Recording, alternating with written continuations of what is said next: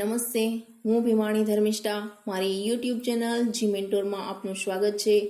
આજે આપણે chapter number 19 માનવ વિકાસ તેનો પાર્ટ ચોથો અને આજનો આપણો મુદ્દો છે માનવ વિકાસ અહેવાલ વિશે અભ્યાસ કરવાનો છે.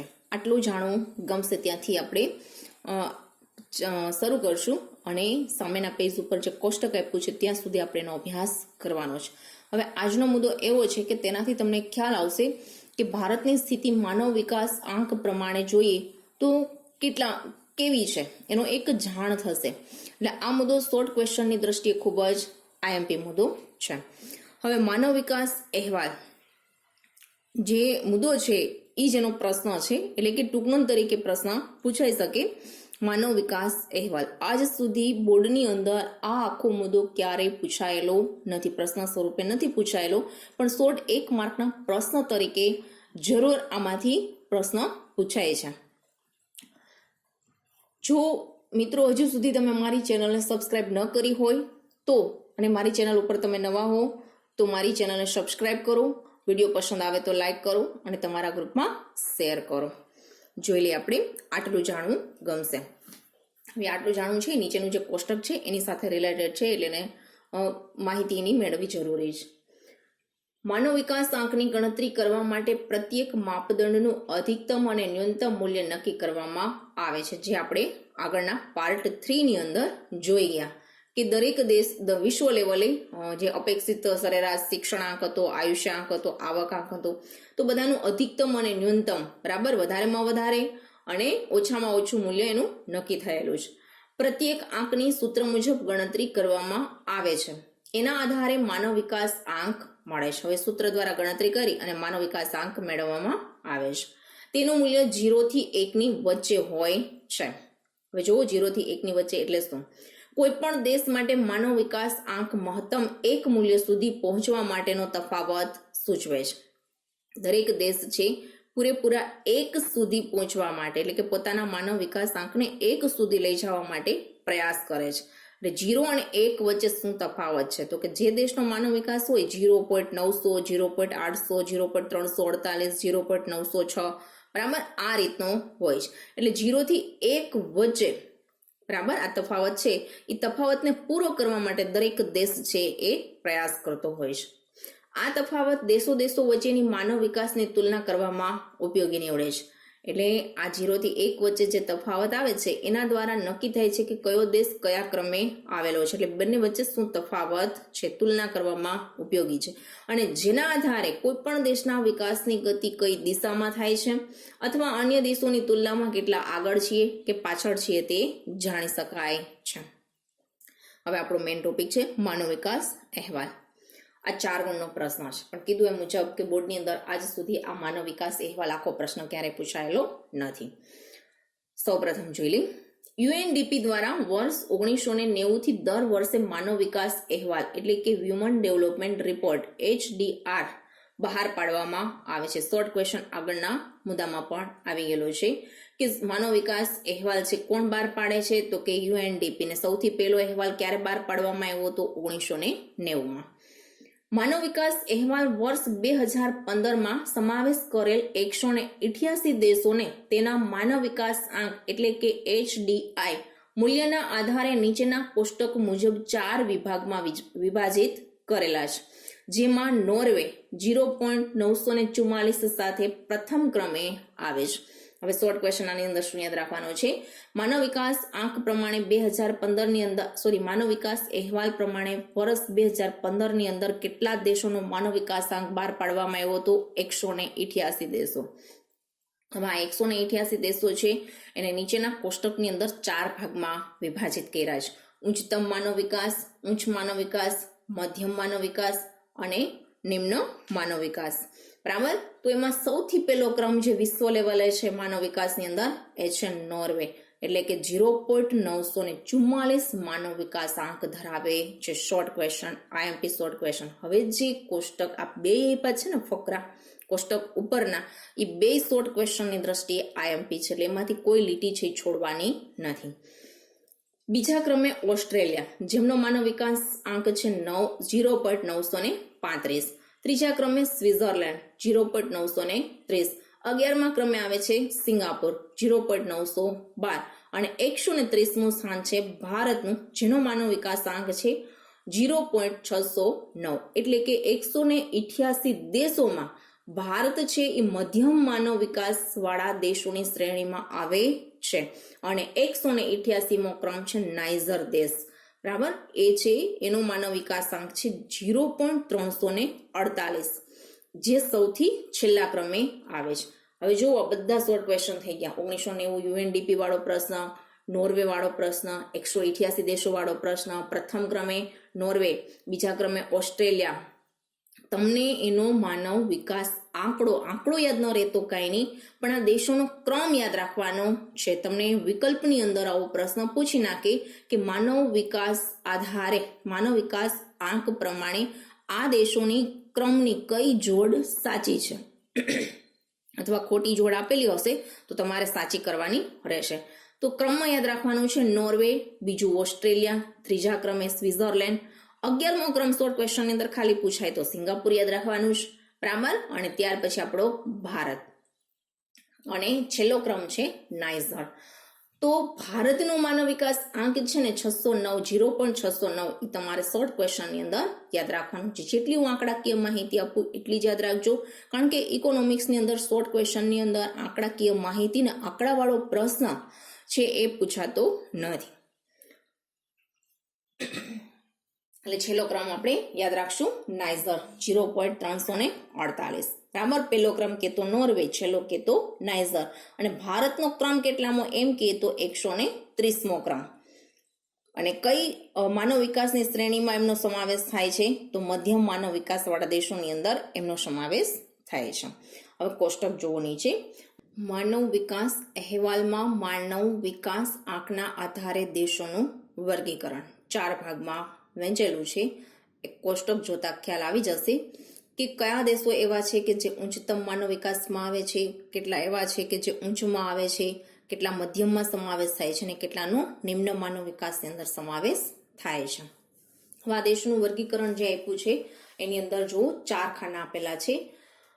પેલું આપ્યું છે માનવ વિકાસ, પેલો ક્રમ આપ્યો છે. બીજું આપ્યું છે માનવ વિકાસ ધરાવતા દેશો. પછી આપ્યું છે વિભાજનનો ક્રમ, જેમાં 1 થી 188 દેશોનો જે માનવ વિકાસાંક બહાર પાડેલો છે તેમાં કયા ક્રમ સુધીના દેશોનો સમાવેશ કયા માનવ વિકાસ ધરાવતા દેશમાં થાય છે.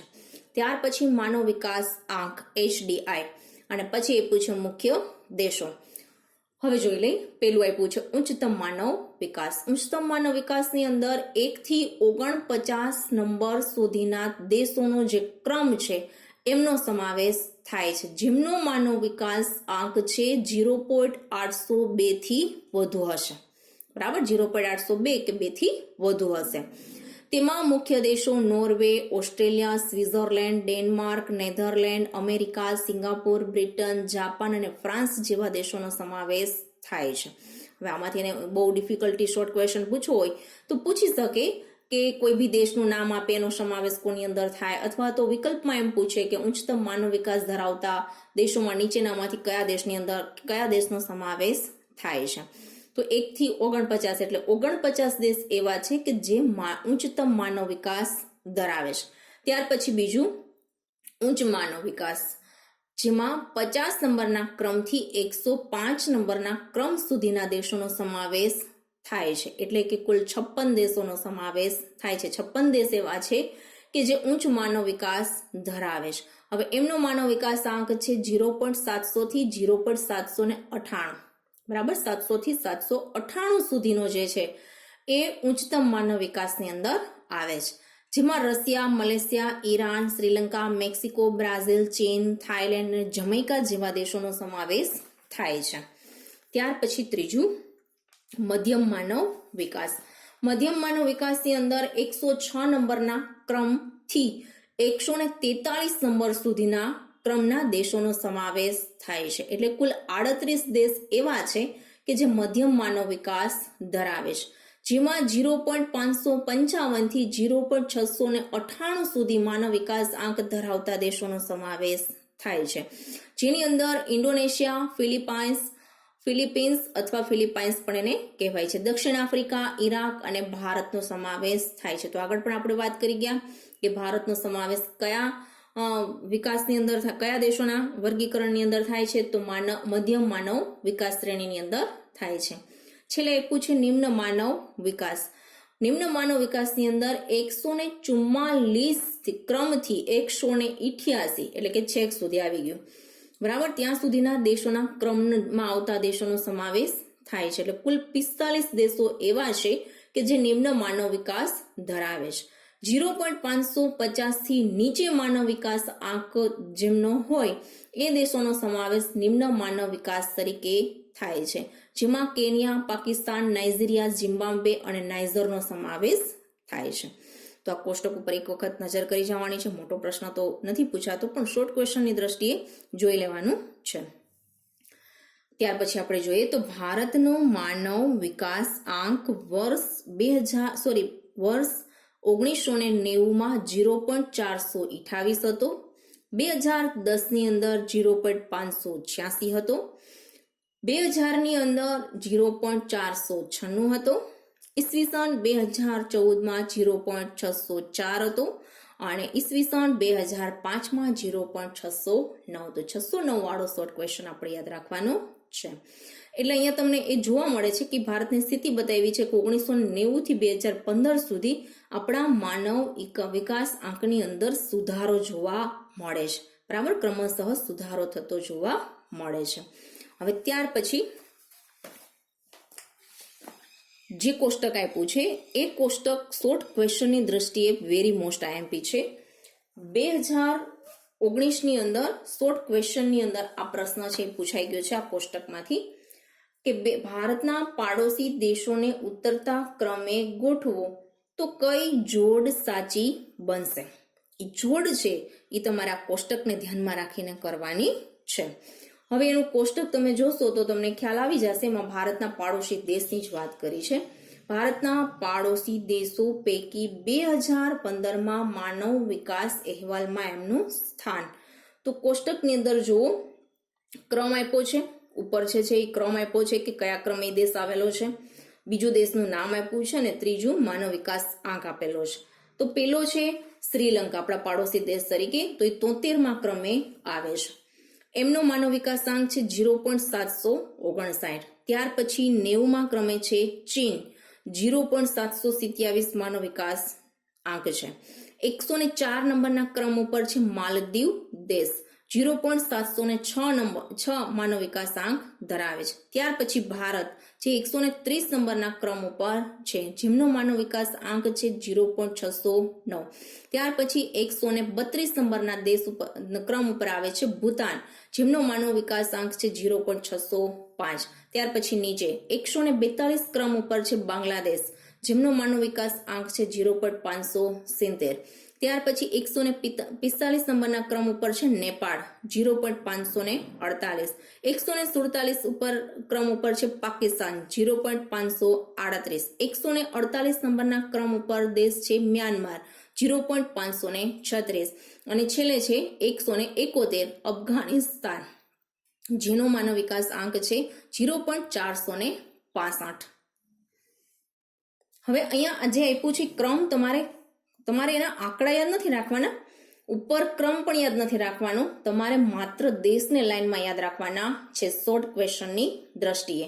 શ્રીલંકા, ચીન, માલદીવ, ભારત, ભૂતાન, બાંગ્લાદેશ, નેપાળ, પાકિસ્તાન, મ્યાનમાર અને અફઘાનિસ્તાન તમને ચડતા ક્રમમાં પણ પૂછાઈ શકે અને ઉતરતા ક્રમમાં પણ પૂછાઈ શકે, બરાબર. તો તમારે આ જોડ છે એ તમને 4 ઓપ્શન વિકલ્પ સ્વરૂપે પૂછાશે. તો 4 ઓપ્શન આપેલા હશે તો એને ખાસ ધ્યાન રાખવાનું છે. એમાં ભારતનો સમાવેશ હશે, ભૂતાન પણ હશે અને નેપાળ પણ હશે અને શ્રીલંકા પણ હશે. 4 આ દેશ છે એ વારંવાર ઘણી વખત બોર્ડની અંદર પૂછાઈ ગયેલો પ્રશ્ન છે અને 2019માં પણ પૂછાયેલો છે. એટલે આ કોષ્ટક છે આઈએમપી કોષ્ટક તરીકે તમારે યાદ રાખવાનું છે. કીધું એ મુજબ આંકડાની જરૂર નથી, ક્રમની જરૂર નથી, માત્ર દેશને લાઈનમાં યાદ રાખવાના છે શોર્ટ ક્વેશ્ચનની દ્રષ્ટિએ. પણ માનવ વિકાસ અહેવાલ વાળો પ્રશ્ન પૂછાય તો તમારે આ કોષ્ટક લખવાનું નથી, પણ એના પછી કોષ્ટકની નીચે જે 3 લાઈન આપી છે એ લાઈન તમારે એની અંદર લખવાની છે. હવે લાઈન શું કહે છે તો કે ભારતના પાડોશી દેશોમાં શ્રીલંકા, ચીન અને માલદીવની સ્થિતિ ભારતથી ઘણી સારી છે. તો શોર્ટ ક્વેશ્ચન એમ પણ થાય કે નીચેનામાંથી કયો એવો દેશ છે કે જે ભારતથી સારો એવો માનવ વિકાસ આંક ધરાવે છે? તો ભારત જે માનવ વિકાસ આંકની અંદર ભારતથી ઉપર છે. ભૂતાન, બાંગ્લાદેશ, નેપાળ, પાકિસ્તાન, મ્યાનમાર અને અફઘાનિસ્તાન આ દેશો ભારતથી નીચેના ક્રમે આવે છે, એટલે કે આપણાથી પાછળ છે. તો પાછળ વાળો શોર્ટ ક્વેશ્ચન યાદ રાખવાનો છે અને પેલો આગળ છે કે વધારે ઉપર આપણાથી જે ધરાવે છે એ પણ યાદ રાખવાનું છે. અહીંયા આ મુદ્દો છે એટલે કે કોષ્ટક વાળો મુદ્દો છે પૂર્ણ થાય છે અને માનવ વિકાસ અહેવાલ વાળો જે પ્રશ્ન છે એ પ્રશ્ન પણ અહીંયા પૂર્ણ થાય છે. ત્યાર પછી મુદ્દો છે આપણો ભારત અને વિશ્વના પ્રથમ 5 દેશોના માનવ વિકાસ આંક નિર્દેશકોની સરખામણી. તમને કોષ્ટક જે આખું આપ્યું છે એ કોષ્ટકની અંદર પ્રથમ વિશ્વની અંદર જે માનવ વિકાસ આંકની અંદર ઉપર છે એટલે કે પ્રથમ 5 ક્રમમાં આવે છે અને સાથે ભારત, તો એની સ્થિતિ આખી બતાવી છે 2014 અને 15 પ્રમાણે. બરાબર, રિપોર્ટ 15 ની અંદર આજે બહાર પાડવામાં આવેલો છે પણ સાથે 14ના આંકડા સાથે બહાર પડેલો છે. તો એની અંદર તમે કમ્પેર કરીને જોઈ શકો એમ છો કે ભારતે હજી આ 5 દેશોના જે માનવ વિકાસ આંક છે એ ખૂબ ઉપર છે, ખૂબ હાઈ છે. તો ત્યાં સુધી પહોંચવા માટે હજી ઘણું બધું કરવાનું બાકી છે. એટલે એ સ્થિતિનો ખ્યાલ આવે છે, સરખામણી કરતા ખબર પડે છે. જોઈ લઈ વિશ્વના પ્રથમ 5 ઉચ્ચ માનવ વિકાસ સૂચકાંક ધરાવતા દેશો અને ભારતનો માનવ વિકાસ સૂચકાંક હ્યુમન ડેવલપમેન્ટ ઇન્ડેક્સ રિપોર્ટ 2015. હવે એની અંદર પેલું આપ્યું છે HDI રેન્ક, બરાબર, 2014 અને 15નો. 14 ની અંદર જુઓ અને 15 ની અંદર જુઓ સ્થિતિ સેમ છે સિવાય કે ભારત. પહેલો ક્રમ નોર્વે, બીજો ક્રમ ઓસ્ટ્રેલિયા, ત્રીજો ક્રમ સ્વિટ્ઝરલેન્ડ, ચોથો ક્રમ ડેનમાર્ક ને પાંચમો ક્રમ નેધરલેન્ડ. ભારતમાં 2014 ની અંદર ભારતનો માનવ વિકાસ આંકની અંદર રેન્કમાં ક્રમ હતો 135મો અને 2015 ની અંદર આ રેન્ક થયો 130. 2019 પ્રમાણે વાત કરું તો આપણો રેન્ક છે અત્યારે 129. ત્યાર પછી જુઓ માનવ વિકાસ સૂચકાંક HDI સૂચકાંકની અંદર જુઓ Norway 0.944, Australia 0.935, Switzerland 0.930, Denmark 0.923, Netherland 0.922 અને ભારત 0.609. તો ભારતનો માનવ સૂચકાંક જુઓ તો તમને ખ્યાલ આવશે કે એ લોકોની કમ્પેરમાં આપણે પાછળ છીએ. હવે જન્મ સમય અપેક્ષિત આયુષ્ય વર્ષ 2014 પ્રમાણે આપણે અપેક્ષિત આયુષ્ય વર્ષની વાત આગળ આપણે કરી ગયા છીએ ટોપિકની અંદર. હવે આયુષ્ય જુઓ તો નોર્વેનું આયુષ્ય છે 81.6, ઓસ્ટ્રેલિયા 82.4, સ્વિટ્ઝરલેન્ડ 83 વર્ષ, ડેનમાર્ક 80.2 વર્ષ, નેધરલેન્ડ 81.6 વર્ષ અને ભારત છે 68 વર્ષ. તો એ ઉપરથી સાબિત થાય છે કે આગળના 5 દેશો છે એના દેશની અંદર તબીબી સુવિધાઓ અત્યાધુનિક હશે અને ખૂબ જ સારી એવી સુવિધાઓ હશે જેના કારણે એમનું આયુષ્ય આંક બી ખૂબ ઊંચો છે. ત્યાર પછી અપેક્ષિત શાળાકીય વર્ષ 2014 પ્રમાણે જે આપણે 5 વર્ષના બાળક ઉપરથી જે નક્કી કરતા હતા એ 17.5 નોર્વે, એટલે કે 17 વર્ષ ઉપર એનો વ્યક્તિ છે એ શાળાની અંદર અભ્યાસ કરે છે. 5 વર્ષ ઉપરથી એવું અનુમાન કાઢી શકાય છે. ઓસ્ટ્રેલિયા 20.2, સ્વિટ્ઝરલેન્ડ 15.8, ડેનમાર્ક 18.7, નેધરલેન્ડ 17.9, તો ભારત છે 11.7. ત્યાર પછી એ પૂછે શાળાકીય સરેરાશ વર્ષો. હવે જે 25 વર્ષની આપણે વાત કરી હતી ને કે પુખ્ત ઉંમરનો 25 વર્ષનો વ્યક્તિ શાળામાં વિતાવેલા વર્ષ, બરાબર, તો નોર્વેની અંદર છે 12.6, ઓસ્ટ્રેલિયામાં 13 વર્ષ, સ્વિટ્ઝરલેન્ડમાં 12.8, ડેનમાર્કમાં 12.7, નેધરલેન્ડ 11.9, ભારત 5.4. હવે છેલ્લે પૂછે માથાદીઠ કુલ રાષ્ટ્રીય આવક 2011 પ્રમાણે ડોલરની અંદર આપેલી છે. હવે જુઓ નોર્વે 64,992, ત્યાર પછી ઓસ્ટ્રેલિયા 42,261, ત્યાર પછી એ પૂછે સ્વિટ્ઝરલેન્ડ 56,431, ડેનમાર્ક 44,025, નેધરલેન્ડ 45,435 અને ભારતનું છે 5,497. તો કમ્પેરમાં તમને ખ્યાલ આવી જશે કે માથાદીઠ કુલ રાષ્ટ્રીય આવકમાં પણ આપણે કેટલા પાછળ છીએ. એટલે આપણો રેન્ક પણ કેવો છે 130નો. આ બધા દેશો છે તો બધા એના જે ક્ષેત્ર આપ્યા છે એમાં બધામાં હાઈ ક્વોલિટી જોવા મળે છે. એનું કારણ છે કે એ દેશો પહેલેથી ધનાઢ્ય પણ છે, શિક્ષિત પણ છે અને તબીબી સુવિધાઓ પણ સારી છે. બરાબર. એટલે ટૂંકમાં ત્યાં બધી સુવિધાઓ જે માનવની વિકાસ માટેની જોઈએ એ બધી સુવિધાઓ સારા એવા પ્રમાણમાં છે, બધા લોકોને સારી રીતે મળે છે. તો એની કમ્પેરમાં આપણે જો આવવું હોય તો આપણે એની સરખામણીમાં ખૂબ પાછળ છીએ. તો હજી આપણે વિકાસ માટે ઘણું બધું કરવું પડશે. એટલે અહીંયા સરખામણી આપી છે ને એના ઉપરથી આપણને અંદાજ આવે કે હજી આપણે કેટલું કરવાનું બાકી છે. તો અહીંયા આપણો મુદ્દો પૂર્ણ થાય છે. Thanks for watching. નવા વિડીયોમાં નેક્સ્ટ વિડીયોની અંદર નવા મુદ્દા સાથે ફરી મળીશું. Thank you.